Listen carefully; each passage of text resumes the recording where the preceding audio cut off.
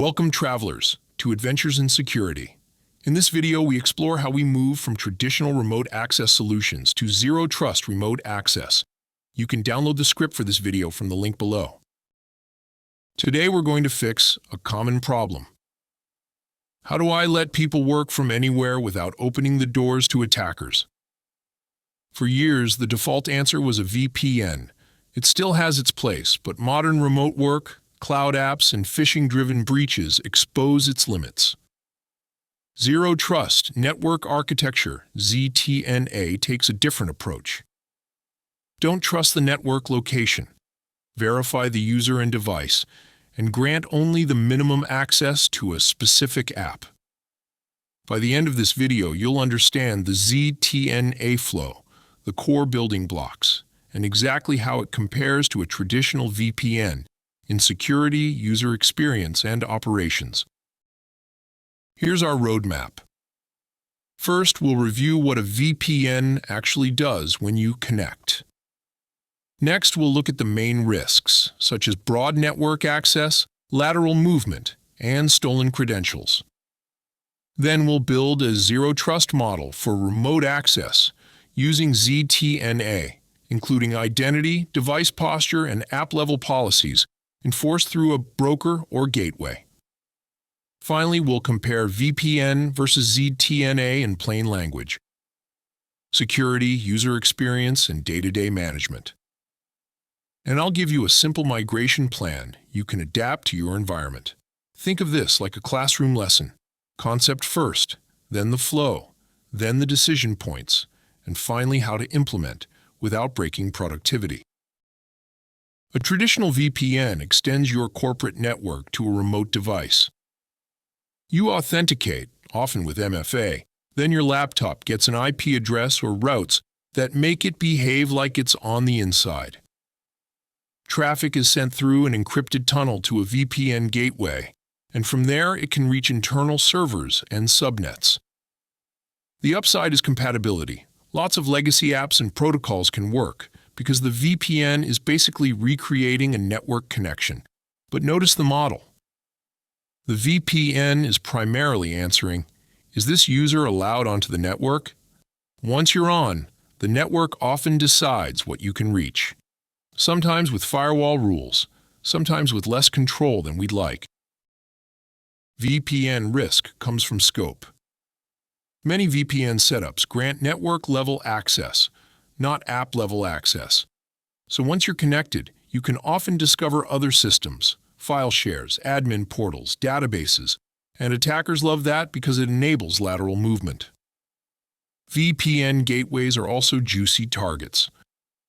Internet-facing, heavily scanned, and worth attacking with stolen credentials, misconfigurations, or occasionally vulnerabilities. On top of that, VPNs can create user pain. Cloud traffic gets hair-pinned back through a data center, adding latency and cost. And policy management often becomes coarse, big groups, big subnets, and exceptions that quietly grow over time. This is where Zero Trust offers a cleaner control surface. Zero Trust flips the question from, are you on the right network? To, should you access this specific resource right now? The core principles are, verify explicitly, use least privilege, and assume breach. In remote access terms, ZTNA gives users access to an application, not the entire network. Access decisions consider identity, MFA strength, device health, location, and risk signals, plus the sensitivity of the app. A key benefit is that many internal services don't need to be publicly exposed, and they can be effectively invisible to users who aren't authorized. So instead of a big hallway pass into the building, ZTNA hands you a key to one room for a limited time under specific conditions. A typical ZTNA setup has a few building blocks. First is an identity provider, which handles single sign-on and strong authentication. Next is a policy engine that evaluates context, user role, group membership, device posture, and risk. Then you have an enforcement point, often a cloud service or gateway, that actually creates and controls the connection. Many designs place connectors near your apps, whether in a data center or a cloud VPC, so apps stay private while the ZTNA service brokers access. Finally, good visibility is non-negotiable. You want logs of authentication, policy decisions, and app access flowing into monitoring tools. The big mindset shift is that the control plane is identity and policy, not IP ranges and subnets. For a detailed look at Zero Trust principles and Zero Trust architecture, as well as a Zero Trust security model, go to my Zero Trust playlist at the link below. Let's walk the flow, as configured by many Zero Trust solutions. Step 1. The user tries to open an internal app, say the HR portal, by using a Zero Trust gateway. Step 2. They're redirected to the identity provider for login and MFA. Step 3. The ZTNA policy engine checks context. Are they in the right group? Is the device encrypted? Is endpoint protection running? Is the OS patched? Is this login risky? Step 4. If allowed, the enforcement point creates a short-lived connection that's scoped to that one app, often using per-session keys and strong encryption. Step 5. Access is continuously evaluated. If the device falls out of compliance or risk spikes, the session can be restricted or cut off. That continuous verification is a huge difference from connect once, trust for hours. Policies are where Zero Trust becomes real. Instead of VPN users can reach subnet 10.0.0.0/16, you write rules like finance staff can access the payroll app only from managed devices with disk encryption and endpoint protection enabled. For sensitive workflows like approving payments, you can require step-up MFA or privileged access controls. You can block access from high-risk locations, restrict unknown devices, and limit sessions to specific apps rather than broad network segments.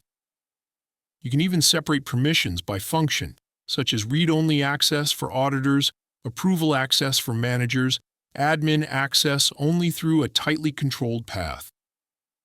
The goal is to shrink the blast radius so one compromised credential doesn't become a campus-wide master key.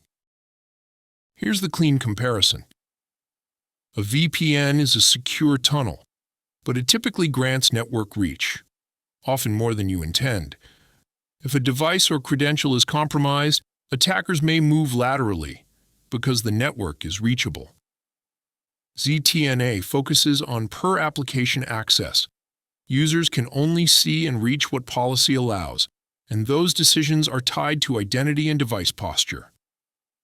ZTNA also tends to improve visibility. You can answer who accessed which app, when, from what device, under what policy. Now, VPNs aren't dead. They're still useful for certain legacy protocols, full network administration tasks, or special troubleshooting scenarios. But for most day-to-day remote access to internal web apps, SaaS-adjacent services, and APIs, ZTNA is usually the safer and cleaner default. How do you adopt ZTNA without chaos? Start by listing what people actually access remotely, then classify apps by sensitivity. Choose a pilot group and 2 or 3 apps, ideally web-based apps that cause the most VPN pain. Integrate your identity provider and make MFA mandatory. Next, add device posture checks using your device management and endpoint tools. As confidence grows, move from basic allow rules to role-based policies, and gradually reduce broad VPN access. Especially all employees can reach all internal subnets. Keep a VPN for true edge cases at first, like certain legacy apps or deep network troubleshooting, while you modernize. The key is incremental change. Prove the model, scale it, and avoid a big bang cutover. ZTNA isn't set it and forget it. Treat it like a living control system. Log authentication events, policy decisions, and app access, and feed that into your monitoring stack so you can detect anomalies. Use short session lifetimes and continuous posture checks so access doesn't outlive trust. For admins, favor just-in-time privileges rather than permanent God mode. Review policies on a schedule. Group memberships change, roles change, and exceptions tend to spread unless you prune them. And practice incident response. If a laptop is lost or an account is suspected, you should be able to revoke access immediately and verify the impact. The promise of zero trust is reduced blast radius, but only if policies remain precise and enforced consistently. That's it for this video. If you learned anything, please remember to give us a thumbs up and subscribe. And until next time, be careful what you click.